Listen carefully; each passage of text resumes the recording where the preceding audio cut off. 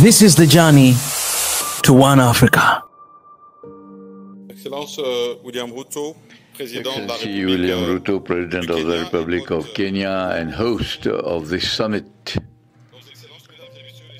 Excellencies, heads of state and government, Mr. Antonio Guterres, Secretary General of the United Nations, Madame von der Leyen, President of the European Commission, Mr. Moussa Faki Mahamat, Chairperson of the African Union Commission, invited guests, ladies and gentlemen. It's a great honor for me to take the floor on this day on behalf of His Excellency Félix Antoine Tshisekedi Chilombo, President of the Democratic Republic of the Congo, on the occasion of this African Climate Summit in this magnificent and beautiful Kenya International Conference Center. Like those who took the floor before me, I would like to thank the Republic of Kenya, the sister republic, for the warm welcome accorded to my delegation, and I would like to extend this gratitude on behalf of the President of the DRC. Organizing the thing that is to develop positive solutions for climate in favor of Africa and the world.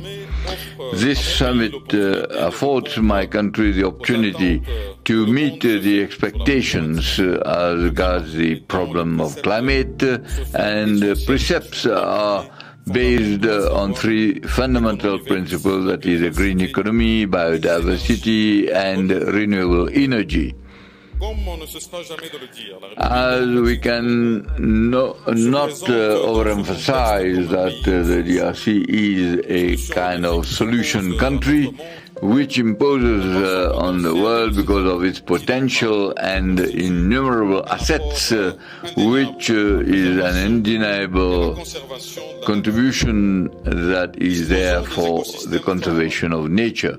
A favorable ecosystem, our country in fact has huge forest resources and 155.5 million hectares, which is more than 10% of the forests of the Congo Basin, an important reserve and a well of more than 30 gigaton of carbon, and also its potential of the solar energy, which represents 37.7% of Africa and the world.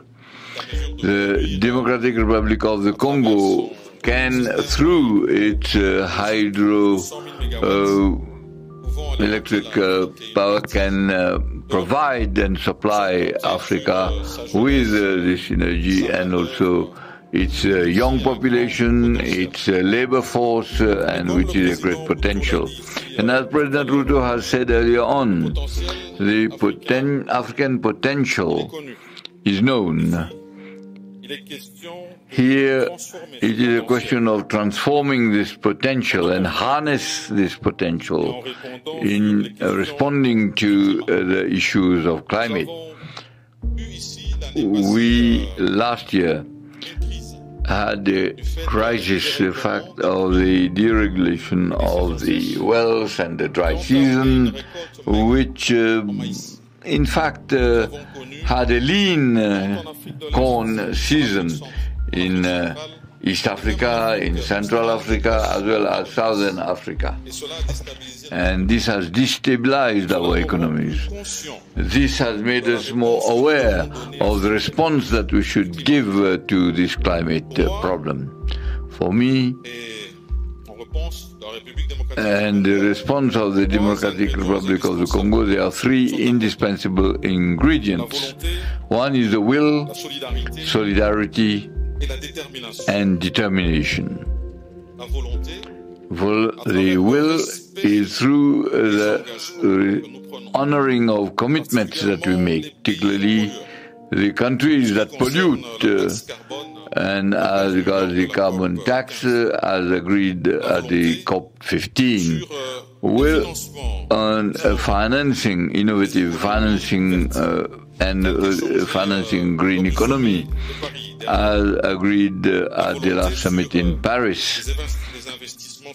And then the investment on energy, the development of value chains here in Africa, and this with a response for jobs for our youth, and the will to enable us, as it has been said here, that is access to financing on fair and equitable conditions, and the reduction of debt of the vulnerable economies through compensation, because it has also been proposed and I think it has to be recalled.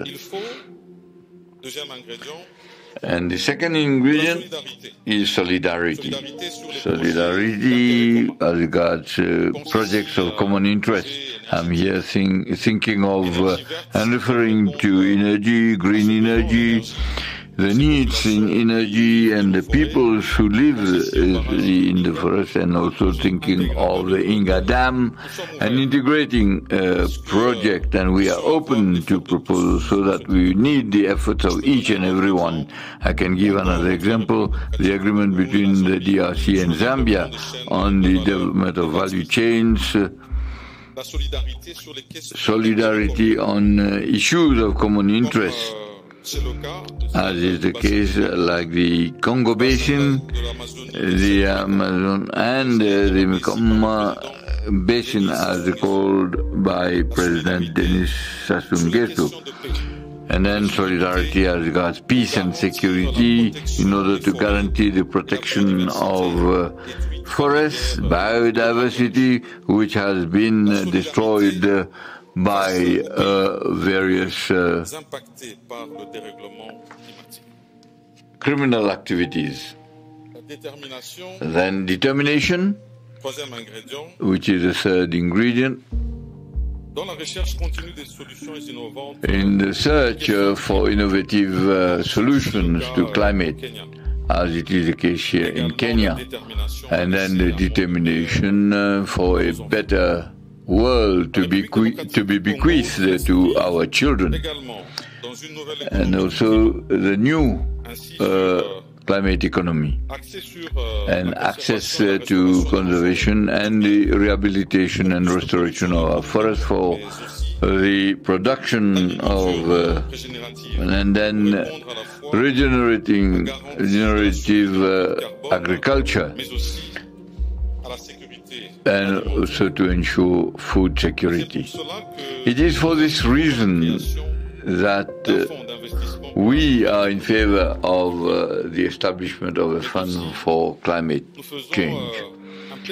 We also are making an advocacy, and we want to do it on the margins of the UN General Assembly, which will be organized on 19 September, on a carbon market that will be profitable for Africa, and that will be on the margins of that summit. So all these issues, we show solidarity, and this should apply not only to Africa but also beyond. I sincerely want to thank President Ruto and all the participants for this opportunity that is afforded to us through this summit, which will contribute undoubtedly to all the meetings on climate. I want to thank you all. Thank you very much, my brother Thama.